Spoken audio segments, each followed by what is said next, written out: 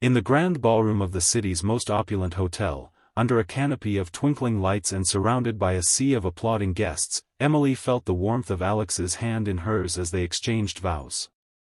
Tears streamed down her face, not from sorrow, but from a joy so profound it mended every broken piece of her heart. But wait, how did a woman confined to a wheelchair, once the punchline of a cruel joke, end up here, married to the man who saw her soul before her scars? If this moment has you hooked already, smash that like button and subscribe to the channel for more heartwarming stories that prove love conquers all. Stick around, because what happens next will leave you breathless.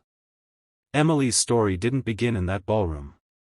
No, it started in the dim glow of her small apartment, where the hum of her wheelchair was the only sound breaking the silence. At 28, Emily had been paralyzed from the waist down since a car accident 5 years ago that stole her mobility and, she thought, her chance at love. Her so-called friends, colleagues from her old job at the marketing firm, had always tiptoed around her disability with fake sympathy, but behind her back, they whispered and laughed.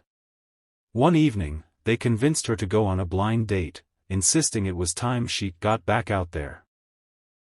Little did she know, it was all a setup, a mean-spirited prank to pair her with someone who would recoil in horror.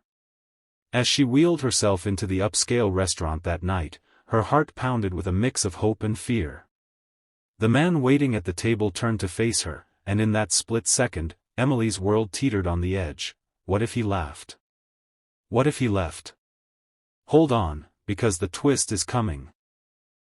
Alex Thompson, the 35-year-old CEO of a thriving tech company, wasn't supposed to be there.